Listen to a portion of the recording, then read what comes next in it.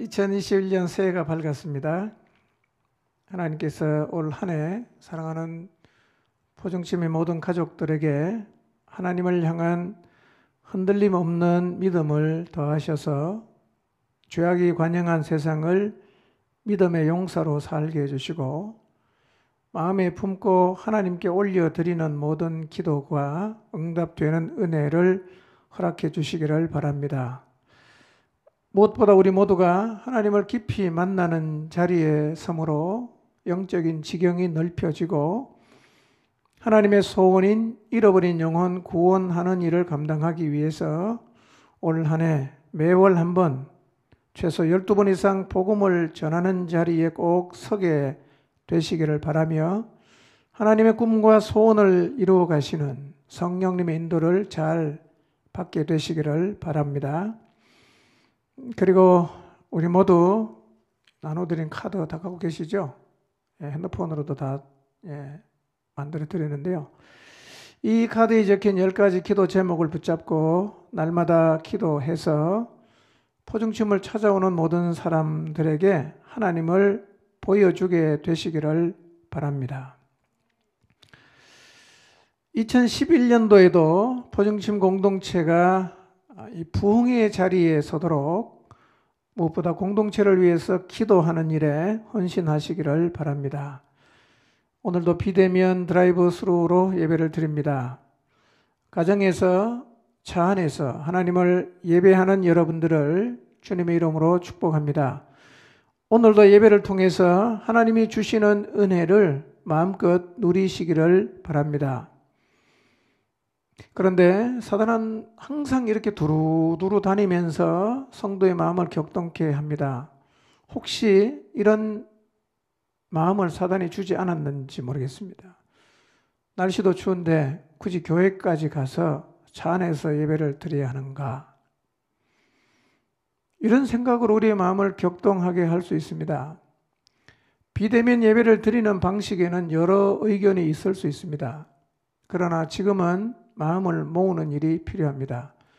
그러므로 공동체가 내린 결정을 기쁜 마음으로 받으시고 적극적으로 참여하셔서 비대면 예배를 드리는 기간 중에도 영적인 힘을 잃지 않게 되시기를 바랍니다.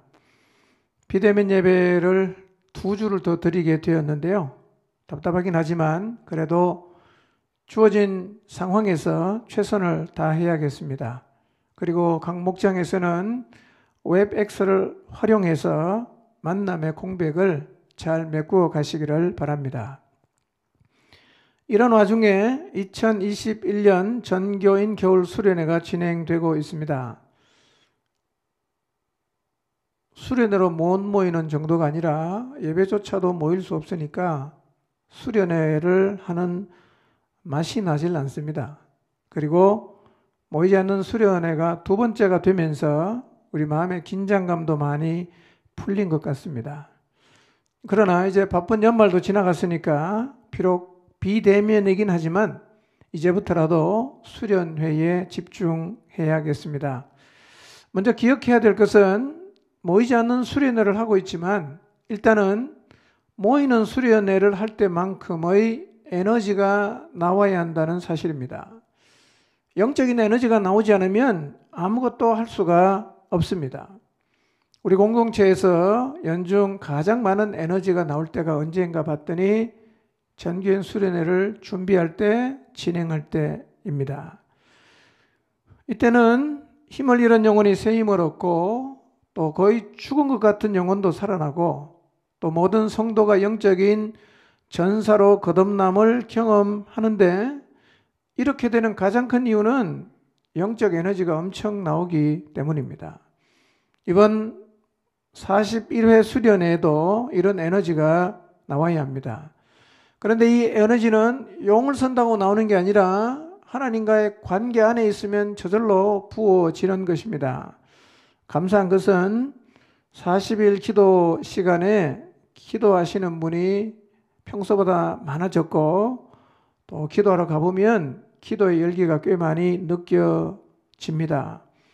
계속 온도를 좀 올려야 되는데 모이는 것을 힘들게 하는 코로나라는 복병이 우리의 길을 막고 있습니다. 그러나 우리가 이 복병을 극복해야 합니다. 돌아보면 수련회를 할 때마다 다양한 복병이 우리를 막고 있었습니다. 그렇지만 우리는 이 복병을 잘 극복하고 열정을 가지고 하나님께로 나갔었습니다. 그러므로 이번에도 코로나라는 복병을 지혜롭게 잘 극복하고 나가야 합니다. 지금까지의 전례를 보았을 때 이번에도 충분히 극복할 수 있을 것입니다. 40일 기도 잘 하고 계시지요? 여러분 몇 시간 작정하셨어요? 수련회만큼의 에너지를 끌어내기 위해서 여러분의 기도 시간을 좀 조정해야 될 필요가 느껴지진 않으시나요? 폭발적인 에너지가 나와야 됩니다. 그래서 너무 대가 지불 없이 편하게 기도 시간을 정했다면 지금이라도 목표를 한번 수정해 보시기를 바랍니다. 열정을 가지고 더 많은 시간을 하나님 앞에 드리게 되시기를 바랍니다. 우리가 전교인 수련회를 통해서 많은 결신자를 얻습니다. 보통 한번 수련회 할 때마다 30명에서 많으면 그 이상의 결신자를 얻습니다. 이분들에게 다시 복음을 전하고 예수님 믿는 것을 확정하고 간증문을 적게 하고 또 개인적으로 만나서 신방을 통해 확인되신 분들이 구원 간증문을 공동체 앞에서 발표하고 침례를 받습니다. 이렇게 침례를 받는 사람이 1년에 적게는 30명, 많게는 50명 정도가 됩니다. 그러니까 전교인 수련회가 사람들이 복음을 받아들이는 주요한 통로가 되고 있다는 말입니다. 그런데 지금 우리가 연거푸 2번이나 수련회를 하지 못하고 있습니다. 이런 일은 20년을 지나오는 동안 한 번도 없었던 일입니다. 그래서 지금 우리는 수련회라는 통로가 없이 복음 앞에 결신하는 사람을 얻는 새로운 시도를 해야 하는 자리에 서 있습니다. 지난 여름과 이번 겨울을 통해 수련회가 없이 결신자를 얻지 못한다면 올 여름에는 단 한 명에게도 침례를 베풀 수 없는 상황을 맞게 될 수도 있습니다. 근데 말이에요. 수련회를 안 한다고 영혼 구원의 역사가 일어나지 않는다면 이거 문제 아니겠어요? 그래서 이번 모이지 않는 겨울 수련회부터 계속해서 우리가 이 일에 집중을 해야 됩니다. 코로나로 인해서 전도하기 어려운 상황이 1년간 지속되어 왔습니다. 그리고 지금도 계속되고 있습니다. 그래도 우리는 전도하는 일과 또 목장 안에 믿지 않는 영혼들에게 복음으로 도전하는 일을 계속해야 합니다. 일단 목표는요, 목장에서 1명입니다. 더 많은 영혼을 구원할 수 있다면 더할 나위가 없겠지만 목장에서 최소 1명 이상을 예수님을 믿는 자리에 꼭 서게 하시기를 바랍니다. 지금부터 우리 모두 이 일에 집중해야 합니다. 목자를 중심으로 해서 어떻게 이 일을 감당해 나갈 것인지를 기도하시고 구체적으로 시작하시기를 바랍니다.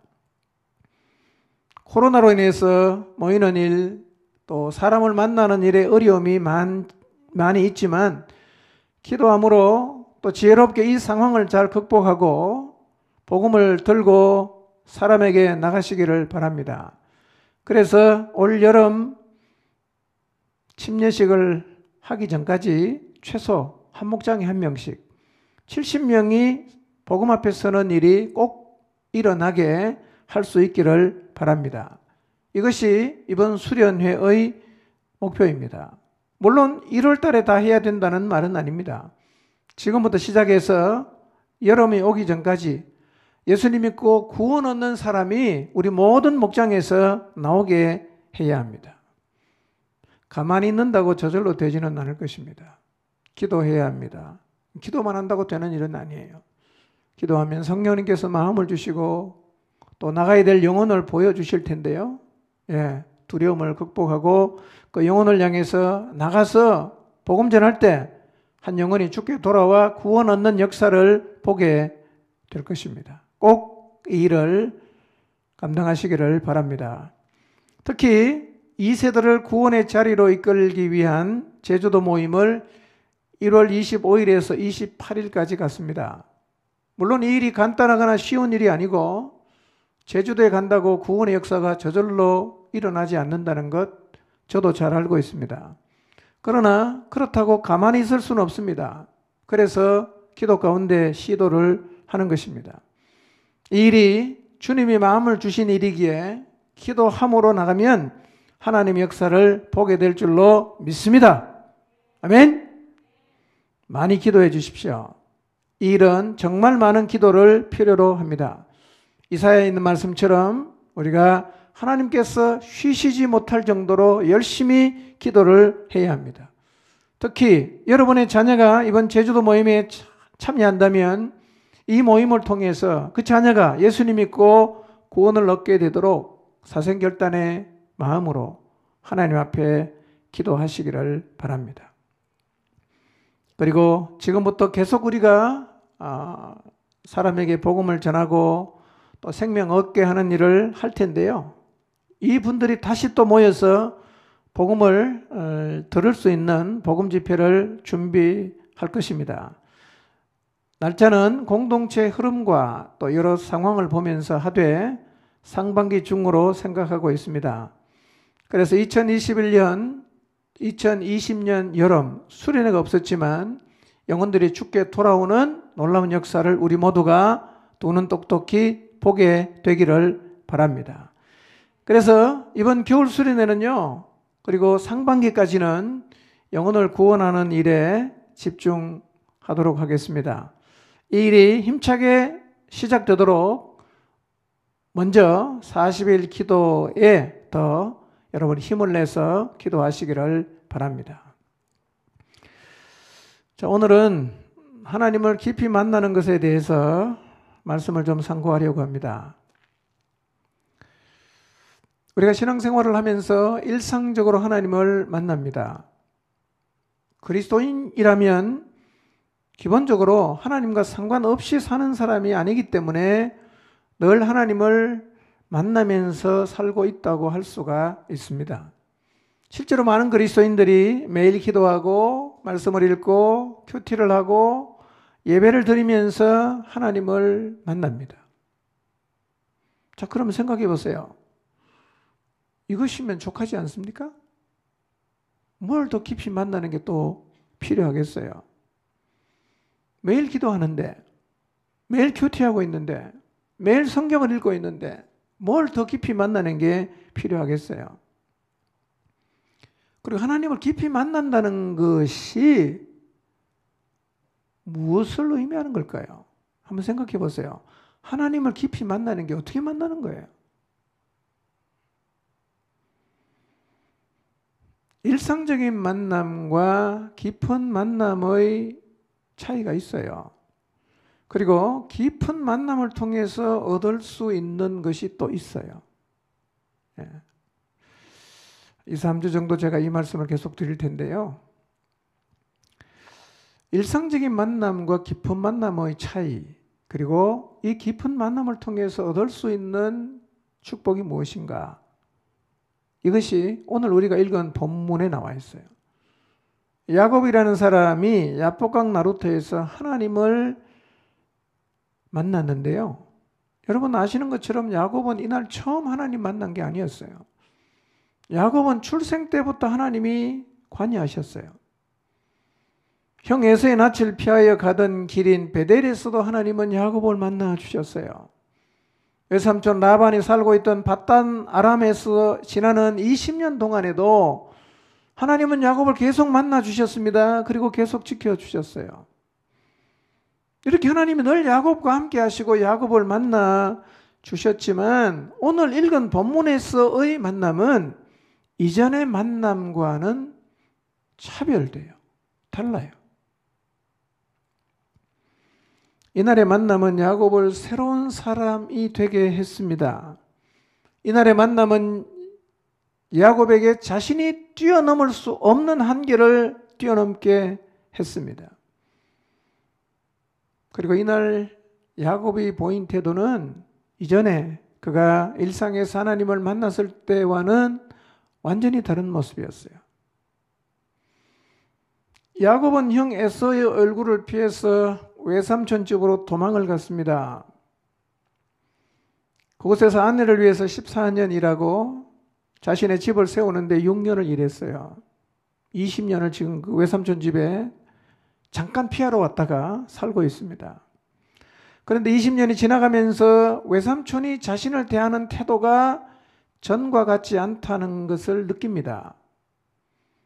어느 날 야곱은 자신의 가족과 소유를 이끌고 야반 도주를 합니다.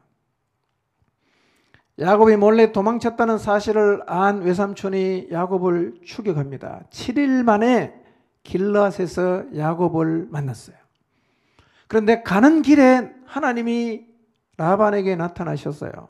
선악간에 아무것도 행하지 말라 이렇게 경고를 하셨습니다. 그래서 라반은 원래는 복수하러 가려고 했는데 야곱을 해치지 않고 화해를 하고 축복하면서 보내줬어요. 이제 야곱이 길르앗을 출발해서 가나안으로 갑니다. 그런데 가나안에 가려고 하면 필연적으로 만나야 되는 사람이 있어요. 누구냐? 형 에서입니다. 그래서 세일 땅 에돔에 있는 형 에서를 만나야 되는데 너무 두려워요. 그래서 형의 마음을 누그러뜨리기 위해서 먼저 사람을 보냅니다. 근데 에서를 찾아갔던 심부름했던 사람들이 돌아와서 이렇게 말해요. 주인님, 형 에서가 400명의 군대를 거느리고 주인님을 만나러 오고 있습니다. 이 소식을 전해 듣고 야곱이 마음이 너무너무 답답해요. 그리고 두렵습니다. 너무 답답하고 두려워요. 여러분, 오늘 말씀이 정말 여러분에 와 닿게 하려고 하면 여러분이 야곱의 입장이 되어봐야 돼요. 어떻게 할 수가 없는, 형을 만나야 되고 안 만날 수 없는데 형은 죽이려고 오고 있잖아. 이전에도 죽이려고 해서 도망갔는데 지금도 죽이려고 오고 있어요. 얼마나 답답하겠어요. 그래서 야곱이 뭘 하느냐? 하나님 앞에 기도합니다. 32장 9절에서 12절. 그냥 기도 내용이에요. 기도합니다. 하나님, 할아버지 아브라함을 보살펴 주신 하나님, 아버지 이삭을 보살펴 주신 하나님, 고향 친족에게로 돌아가면 은혜를 베푸시겠다고 저에게 약속하신 주님, 주님께서 주님의 종에게 베푸신 이 모든 은총과 온갖 진실을 이 종은 감히 받을 자격이 없습니다. 제가 이 요단강을 건널 때 가진 것이라고는 지팡이 하나뿐이었습니다만 이제 저는 이처럼 두 무리나 이루었습니다. 부디 제 형의 손에서, 에서의 손에서 저를 건져 주십시오. 형이 와서 저를 치고 아내들과 자식들까지 죽일까 두렵습니다. 주님께서 말씀하시기를 내가 반드시 너에게 은혜를 베풀어서 너의 씨가 바다의 모래처럼 셀 수도 없이 많아지게 하겠다 하시지 않으셨습니까? 기도합니다. 하나님 은혜를 감사하고 하나님이 자기에게 주신 약속을 붙잡고 기도했어요. 근데 문제가 뭐냐? 야곱의 마음이 편치를 않아요. 마음속에 두려움이 사라지질 않아요. 기도를 했는데도 해결이 안 되는 거예요. 그래서 원래 야곱이 잔머리를 잘 굴리잖아요. 자기의 방법을 동원하는 거죠. 밤을 먹고 난 다음에 예물을 자기 떼 중에서 구별해서 한목에 주는 게 아니라 세 떼로 나눠요. 세 떼로, 세 개 딱 나눠갖고 보냅니다. 그리고 누워 잠을 자려고 하는데 잠이 안 와요. 너무 두려워갖고. 그래서 자다가 벌떡 일어나서 아내와 두 여종과 11 아들을 인도해서 강을 다 건너게 합니다. 그리고 자기의 모든 소유도 다 건너가게 합니다. 자기만 안 건너가요. 자기는 홀로 야복강 나루터에 남았어요. 이게 무슨 얘기냐? 야곱이 너무너무 답답하다는 거예요. 너무너무 두려워요. 어떻게 이걸 해결할 방법이 없어요.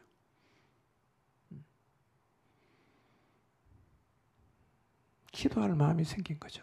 내가 하나님에게 좀 매달려 봐야겠다. 하나님을 좀 깊이 만나 봐야겠다. 이런 간절한 마음이 야곱에게서 생겼어요.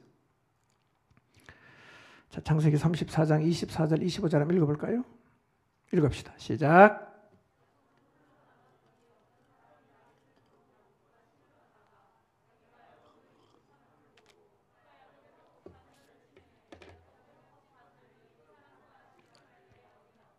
네, 이 야복강은 사해로부터 북쪽으로 한 32km 정도 떨어져 있는 곳인데요.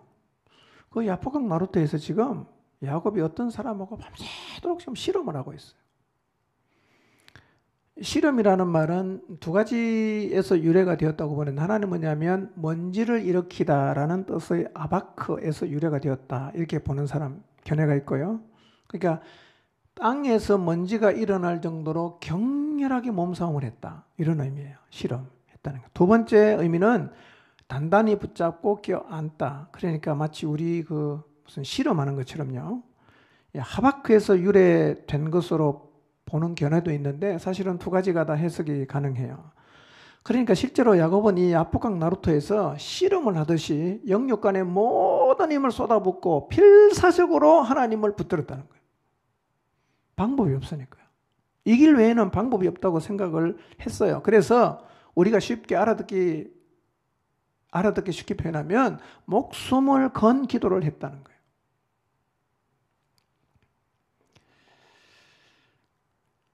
근데 실험을 하는데요, 야곱이 지지를 않아요. 그랬더니만 야곱하고 실험하는 사람이 야곱의 허벅지 관절을 탁 쳤어요. 그리고 한 대 탁 치니까 허벅지 관절이 어긋났어요. 허벅지 뼈는요, 실험하는 자가 균형을 유지하는 것이고, 이 사람의 몸을 받쳐주는 물리적인 힘을 생성하는 부분인데, 그래서 생명과 힘의 근원을 상징하는 게 허벅지뼈예요. 근데 하나님 이걸 탁 쳤다는 거예요. 그리고 딱 위골되게 했어요. 이 두 가지 의미가 있어요. 하나는 뭐냐?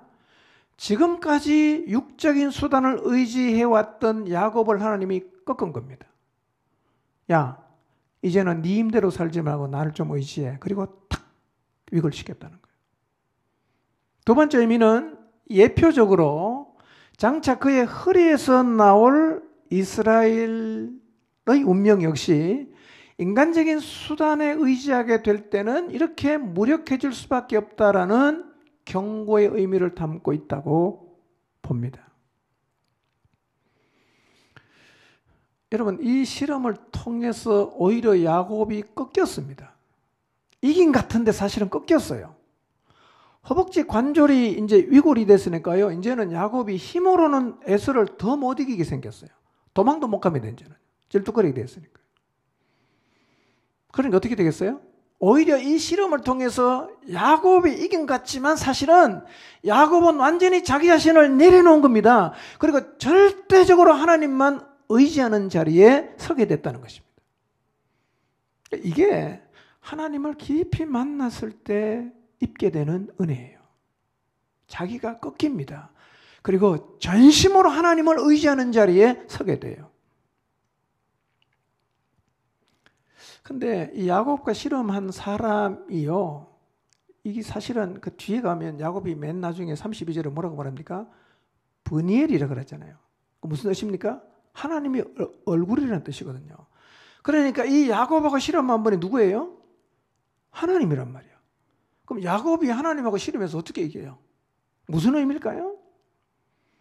이 말의 의미는요, 성도가 하나님을 이길 수 있는 유일한 방도는 뭐밖에 없다? 기도밖에 없다는 겁니다. 힘의 증거는 아니겠죠, 하나님이요. 힘의 증거는 아니에요. 우리가 기도하면 하나님이 받아준다는 얘기입니다. 그러니까 야곱 같은 자세로 나가면 하나님을 깊이 만나고 있어요. 여러분 인생 가운데 너무 두렵고 답답하고 이렇게 해봐도 저렇게 해봐도 해결책을 찾을 수 없는 문제가 혹시 있다면 여러분 야곱처럼 한번 해보세요.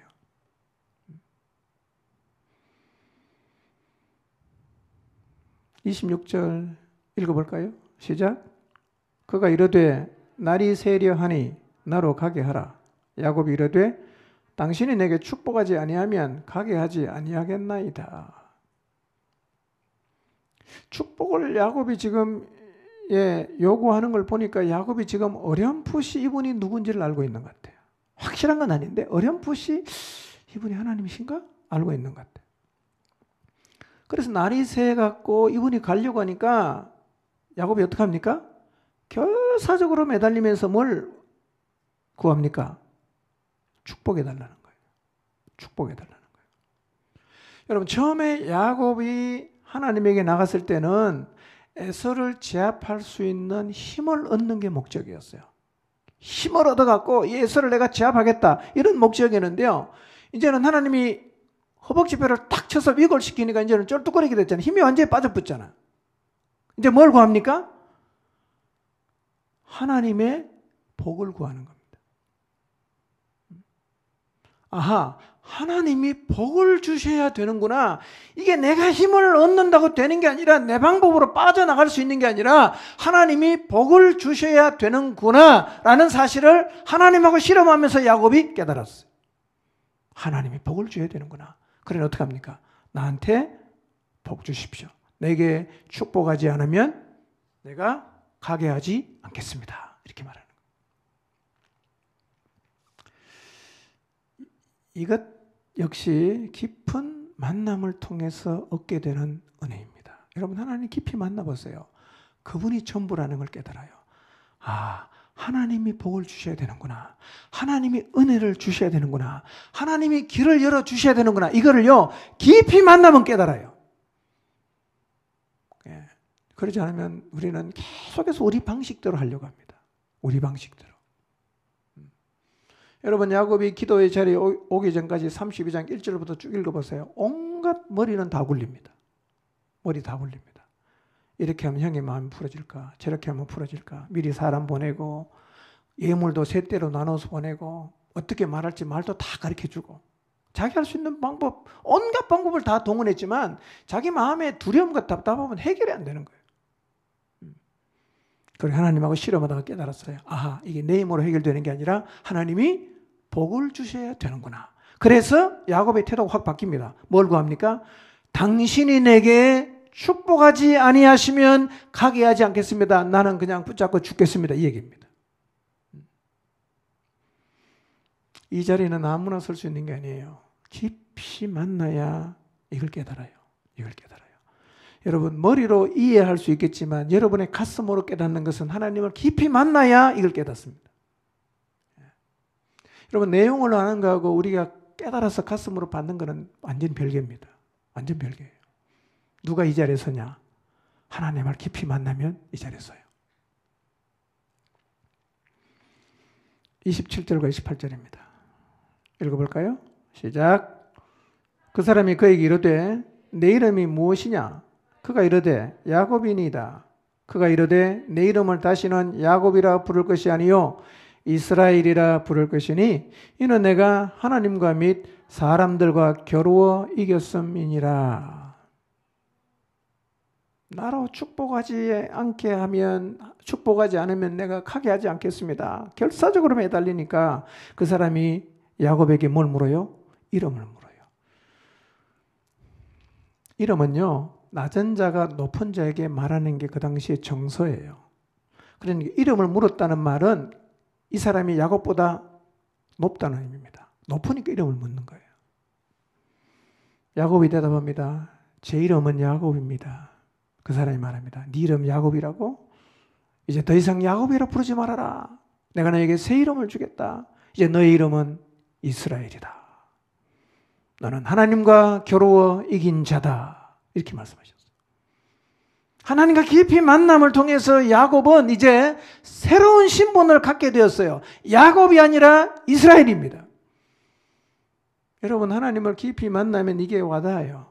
하나님이 주신 새 이름, 하나님께 받은 새 신분이 그렇게 크게 와닿습니다. 야곱은 이제 속이는 자가 아닙니다. 이스라엘, 즉 하나님을 이긴 자, 존귀한 자가 되었습니다. 삶의 공경에 처한 자리에서 필사적으로 하나님에게 매달림으로 하나님을 깊이 만났어요. 그리고 영광스러운 이름과 새로운 신분을 얻게 되었습니다. 여러분, 새로운 신분 얻으셨나요? 여러분은? 우리도 이미 새로운 신분을 얻었지만 이 새로운 신분 우리는 별로 중요하게 생각하지 않고 이론으로 생각하고 있을 수가 있어요.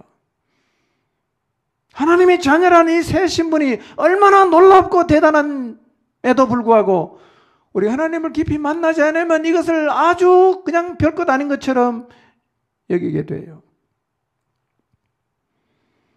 하나님은 오늘 우리에게도 새 이름을 주셨어요. 조준모 형제의 십자가에서라는 찬양 가사를 보면 이렇게 노래합니다. 하나님께서 예수 그리스도의 십자가에서 우리의 이름을 바꾸었다는 거예요. 고아에서 아들로. 우리 이제 고아가 아니에요. 하나님의 아들이에요. 거절에서 용납으로, 죄인에서 의인으로, 저주의 자리에서 축복의 자리로, 원수에서 연인으로, 장기에서 신부로 바꾸어졌습니다.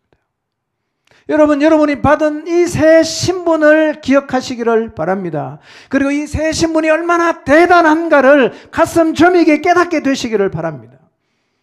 이론이 아니라 이 정말 하나님께서 우리에게 주신 이 새 신분이 얼마나 놀랍고 대단한가가 가슴으로 절절히 깨달아져야 됩니다. 하나님을 깊이 만나면 이게 깨달아져요. 내가 정말 대단한 존재이구나. 내가 정말 존귀한 사람이구나. 하나님이 내 이름을 바꾸어 주셨구나. 하나님이 이미 나에게 새로운 신분을 주셨구나. 깊이 만나면 깨닫게 돼요.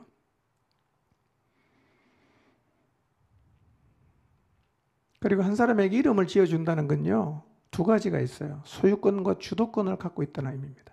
이름을 지어준다는 말은 내가 너의 소유 권한을 갖고 있다. 그 다음에 내가 너 인생의 주도권을 갖고 있다. 그런 의미거든요. 그러니까 하나님이 지금 야곱에게 새 이름을 주셨어요. 무슨 의미입니까? 이거예요. 여태까지는 네 마음대로 살았지만 이제는 나의 지도와 통치를 받아야 된다. 너는 내 거야. 이런 의미가 있어요. 하나님을 깊이 만나면 이런 일들이 일어납니다.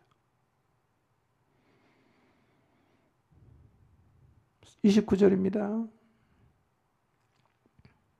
읽읍시다. 시작. 야곱이 청하여 이르되 당신의 이름을 알려주소서. 그 사람이 이르되 어찌하여 내 이름을 묻느냐 하고 거기서 야곱을 축복한지라. 야곱이 그 사람의 이름을 묻습니다. 당신 이름 뭡니까? 좀 알려주세요. 그 사람이 대답합니다. 어찌하여 내 이름을 묻느냐.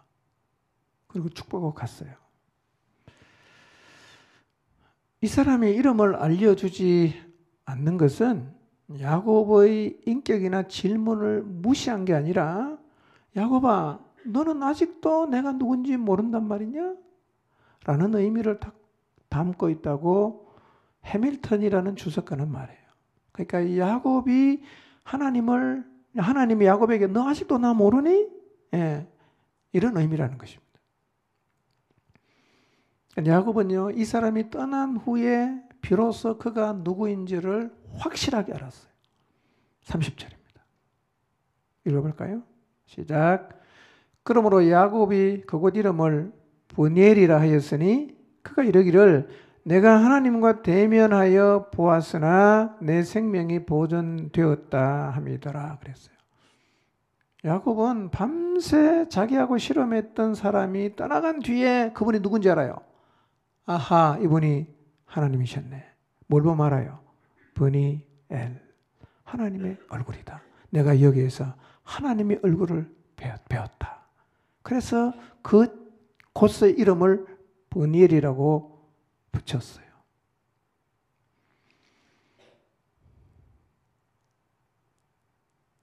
브니엘은 하나님의 얼굴이라는 뜻인데요. 하나님을 깊이 만나고 하나님의 은혜를 체험한 사실을 기념하는 지명이에요.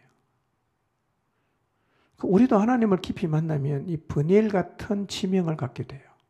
여러분 인생 가운데 하나님을 깊이 만나보세요.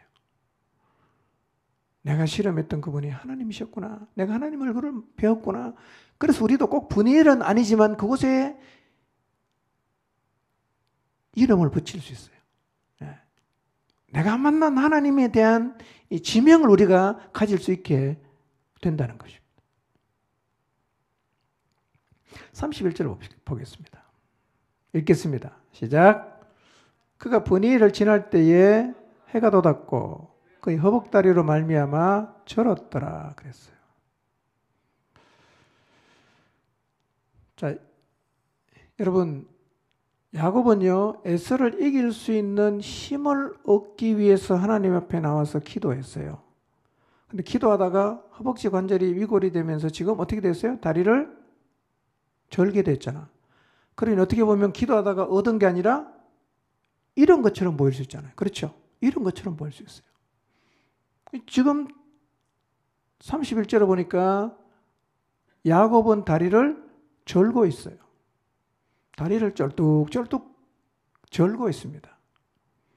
그런데 그 브니엘의 아침은 햇살이 따가운 너무 아름다운 아침이었어요. 야곱에게. 쩔뚝거리는 다리, 이제 야곱의 몸에도 바울의 몸에처럼 하나님의 은혜의 흔적이 생겨난 것입니다. 원래 야곱은 힘이 좋았던 사람이었어요. 태어날 때부터 형의 발꿈치 쥐고 나왔잖아요. 그리고 여러 사람이 힘을 합해 움직일 수 있는 돌을 라헬을 위해서 혼자 돌을 움직였어요. 그리고 장인 라반을 위해서 20년 동안 일하면서 체력적으로 아주 힘든 목동으로서 살았어요. 힘이 좋은 사람이었어요.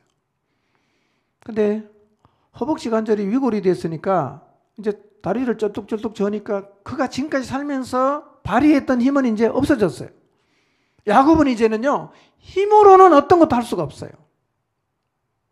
그런데 브니엘에서의 아침을 맞으면서 허벅지 관절이 위골되어서 다리는 쩔뚝쩔뚝 절고 있지만 이제는 하나님과 함께 모든 것을 할 수 있는 사람이 되었습니다.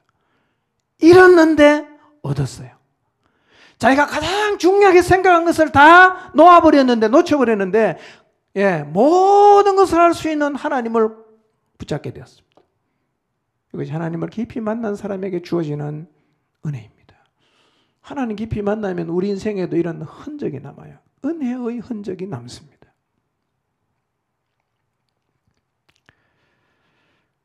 (32절에) 보면 읽어볼까요? 시작. 그 사람이 야곱의 허벅지 관절에 있는 둔부의 힘줄을 쳤으므로 이스라엘 사람들이 지금까지 허벅지 관절에 있는 둔부의 힘줄을 먹지 아니하더라 그랬어요. 사실은 허벅지 관절에 있는 둔부의 힘줄을 먹지 말라는 성경의 가르침은 없습니다. 그런데 히브리인들은 먹질 않아요. 왜냐하면 이 둔부의 힘줄이 야복 강가에서 야곱이 하나님과의 접촉을 통해서 하나님에게 거룩하게 바쳐진 바 되었다고 믿기 때문에 히브리인들은 지금도 안 먹어요. 자, 이렇게 야곱이 야복강 나루트에서 하나님과 실험하면서 만난 그 만남을 깊은 만남이라고 할 수 있어요. 이 만남을 통해 너무도 답답했던 자신의 문제가 해결이 되었어요. 여러분 오늘 집에 가서 32장 1절부터 한번 읽어보세요. 읽어보세요. 이제 야곱의 마음에는 엄청난 두려움이 있어요. 그래서 이 두려움의 문제, 이 답답함의 문제를 자기 자신의 방법으로 해결하려고 지금 노력을 하고 있어요. 선물을 준비하고 때를 나눕니다. 그리고 기도도 해요. 근데 이 답답한 마음의 문제가 해결이 안 돼요. 너무너무 두려운 거예요. 어떻게 할 수가 없어요. 근데 하나님을 깊이 만났잖아. 여러분, 그 밤에 야복강 나루토에서 밤새도록 실험하면서 아침이 될 때까지 야곱이 하나님을 만났잖아요. 외형적인 변화는 뭡니까? 더 나빠졌잖아요. 다리 절고 있으니까. 그런데 밤새 기도하면서 하나님을 깊이 만나니 브니엘의 경험으로 그렇게 마음속에 두렵고 답답했던 이 에서의 문제가 해결됐어요. 아직 형 에서를 만나보지 못했습니다. 그러나 야곱의 마음속에는 평안이 있는 거죠. 그리고 33절에 가면 형 에서를 만나요. 에서가 자기를 안아줍니다. 야곱이 뭐라고 원합니까? 형님 얼굴을 보니까 누구 보는 것 같다? 하나님의 얼굴을 보는 것 같다. 예, 32장 야복강 나루트에서 만났던 하나님의 얼굴, 그 응답을 형이 자기를 안아주는 것을 통해서 다시 확인하는 겁니다. 여러분, 하나님을 깊이 만나면 우리 눈에 볼 때 아무런 일이 일어나지 않는 것 같지만, 그러나 하나님은 그 문제를 해결하십니다. 네. 하나님을 깊이 만나기를 사모하십시오. 이 만남을 통해서 야곱이 변화됐어요. 자기 힘을 의지하던 사람에서 하나님을 의지하는 사람으로 바뀌었어요. 그의 마음에 은혜의 흔적을 남기게 되었습니다. 그리고 그는 거기에서 야곱이라는 이름을 버리고 이스라엘이라는 새 이름, 새 신분을 받게 되었습니다. 여러분, 실제로 이후부터요, 야곱은 자기가 자식들에게 속기는 했지만 속이지 않습니다. 야복강 나루토 사건 이후에 야곱은 사람을 속이질 않아요. 야곱은 진짜 천방지축의 사람이었어요. 근데 자기의 목자인 하나님만 바라보는 온순한 양이 되었어요. 창세기 33장 이후로 쭉 읽어보세요. 야곱은 진짜 하나님만 바라요. 하나님만 바랍니다. 그리고 이 실험을 끝으로 야곱은 다시는 사람들과는 실험하지 않는 사람이 되었어요. 그리고 어쩌면 그 일생의 최대 과제였던 형과의 관계의 문제를 해결받을 수가 있었습니다. 이게 하나님을 깊이 만났던 야곱이 받은 은혜입니다. 성경에는요, 야곱뿐만 아니라 하나님과 깊은 만남을 가졌던 사람들의 이야기가 꽤 많습니다. 오늘 우리도 우리를 극복하고, 우리의 상황을 극복하고, 두려움의 문제를 극복하고, 절망의 문제를 극복하고, 우리의 삶에 바울처럼 야곱처럼 하나님의 은혜의 흔적을 가지고 살려고 하면 하나님을 깊이 만나는 것이 필요합니다. 오늘날로 말하면 야곱은 철학이 된 거죠.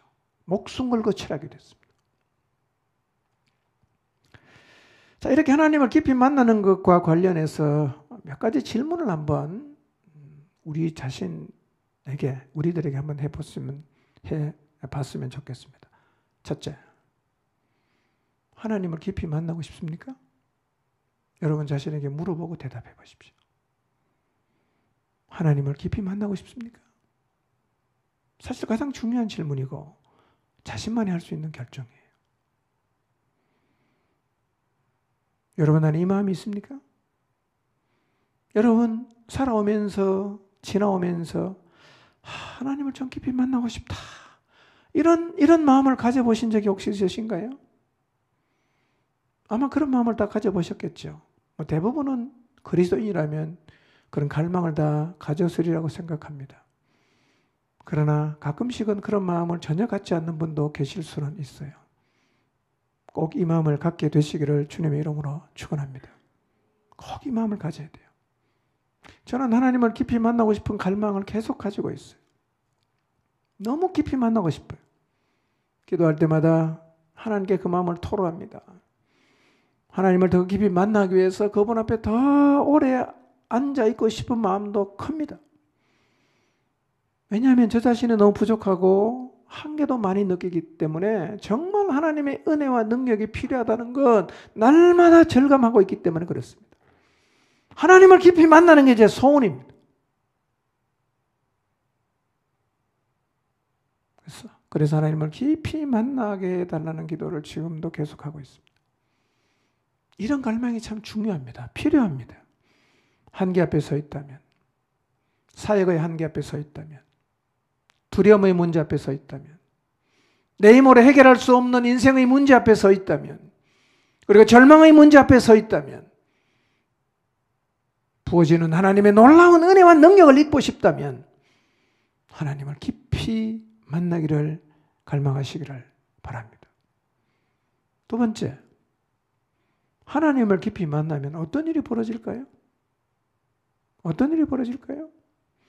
만약 하나님을 깊이 만나도 아무 일도 일어나지 않는다면 우리가 굳이 하나님을 깊이 만나려고 할 필요가 없을 것입니다.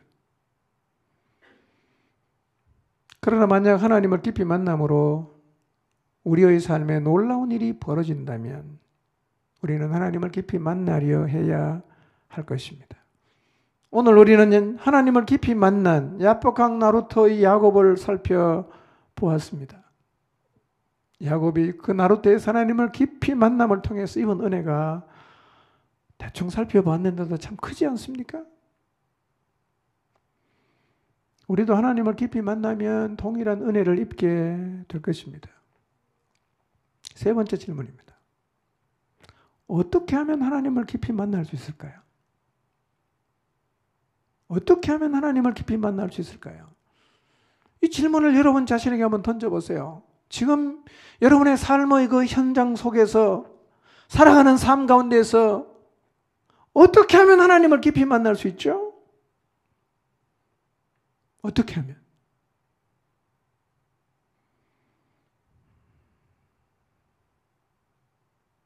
우리가 계속 기도의 자리에 나가지만 깊은 기도의 자리, 하나님을 깊이 만나는 자리에는 나가지 못하고 있을 수가 있어요. 우리의 기도 생활, 우리의 신앙 생활을 한번 돌아봅시다. 어떻게 하면 하나님을 깊이 만날 수 있는가? 어쩌면 이것은 간단하게 답을 찾을 수 없는 질문일 수도 있어요. 깊은 고뇌가 필요한 질문일 수도 있습니다. 야곱과 같은 은혜를 입는 자리에는 어떻게 하면 설 수가 있는가? 실제로 하나님을 깊이 만나고 싶지만 만나는 방법을 잘 몰라서 하나님을 깊이 만나지 못하는 사람들이 적지 않습니다. 어떻게 만나야 수가 있나? 어떻게 하면 하나님을 깊이 만날 수가 있는가? 어느 날부터 저도 계속 이 질문을 던지고 있어요. 어떻게 하면 하나님을 깊이 만나지? 우리는 이 질문에 대한 답을 찾아야 합니다. 저는 계속 질문하고 있어요. 하나님, 우리가 어떻게 하면 하나님을 깊이 만날 수 있습니까? 시간을 길게 하면 됩니까? 밤새워 기도하면 됩니까? 어떤 마음으로 나가야, 어떤 태도로 나가야, 뭘 어떻게 해야 하나님을 깊이 만날 수 있겠습니까?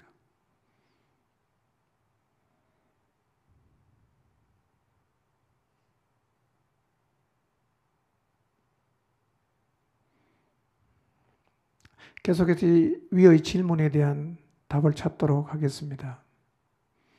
하나님을 깊이 만나고 싶습니까? 라는 이 첫 번째 질문에 대한 답은 스스로 찾아야 됩니다. 그러나 반드시 하나님을 깊이 만나고 싶다는 답을 하는 자리에 서시기를 바랍니다. 하나님을 깊이 만나면 어떤 일이 벌어질까요? 두 번째에 대한 답은 오늘도 조금 말씀을 드렸지만 다음 주에도 성경의 다른 사례들을 통해서 하나님을 깊이 만나면 어떤 일이 일어나는지를 계속 말씀드리겠습니다. 그리고 어떻게 하면 하나님을 깊이 만날 수 있는가? 라는 이 세 번째 질문에 대한 답은 두 번째에 대한 질문의 답을 찾은 후에 마지막으로 제가 말씀드리도록 하겠습니다.